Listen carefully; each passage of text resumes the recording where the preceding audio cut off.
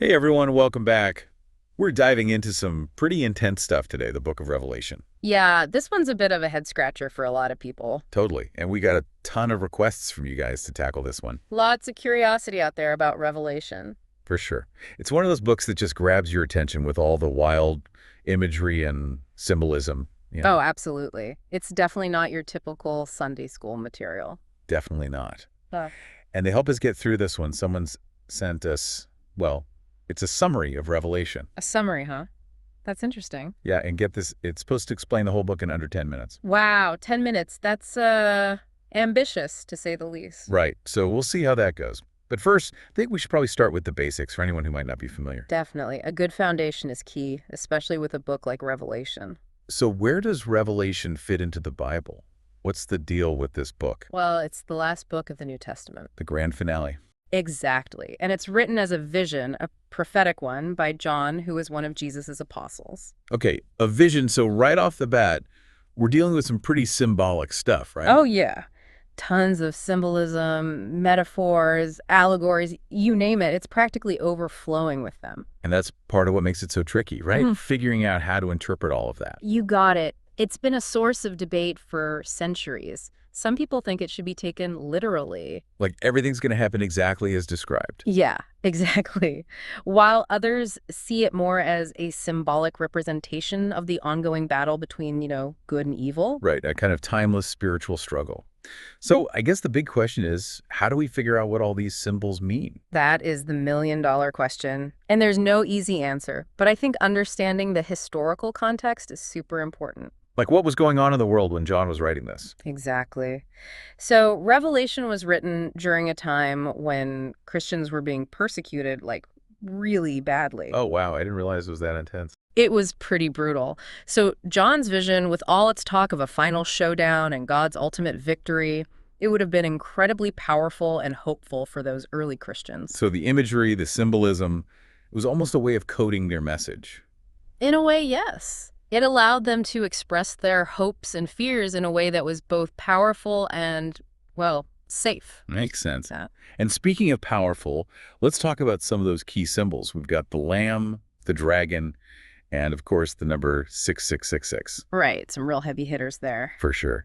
So what's the deal with the lamb? The lamb represents Jesus, and it's interesting because it's not your typical image of power. Yeah, you don't usually picture a lamb when you think of conquering heroes and stuff. Exactly. So it makes you think, why did John choose a lamb? What was he trying to get across? Hmm, good question. And the dragon. The dragon, that's usually interpreted as Satan, the embodiment of evil and chaos. Okay, so that one's a bit more straightforward. And then there's 666, the number of the beast. Ah, yes, 666, probably one of the most famous symbols from Revelation. It's associated with the Antichrist, or more broadly, with forces opposed to God. It's interesting how that number has taken on a life of its own outside the Bible. Totally. It's become this pop culture symbol of evil and darkness. But within the context of Revelation, it represents something far more specific and complex. Right, like all these symbols, you have to dig a bit deeper to understand them.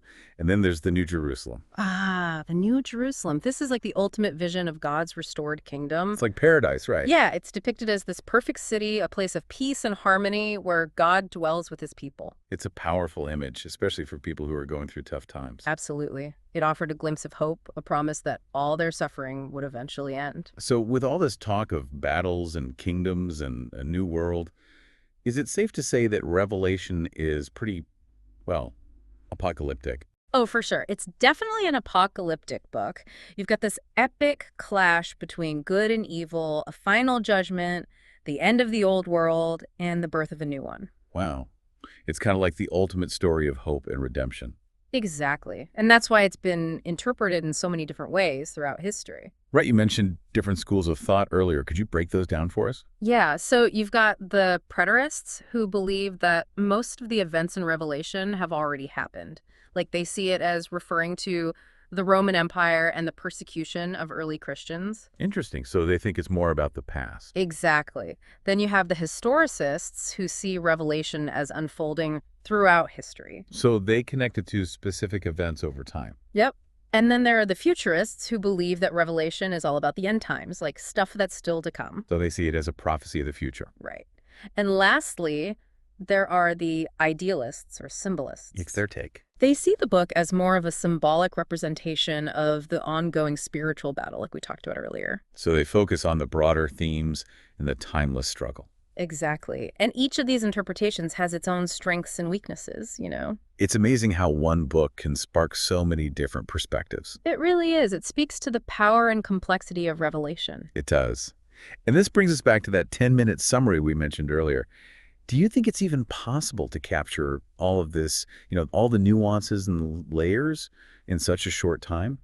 I mean, it's a tall order. It'll be interesting to see what they choose to focus on, what they leave out. Right, but details they emphasize. Exactly. But even if it can't cover everything, I think a good summary can be a great starting point. Yeah, kind of a gateway into the deeper mysteries of Revelation. Exactly. It can pique your curiosity, make you want to explore further on your own. Definitely. So, for everyone listening, what stands out to you about Revelation?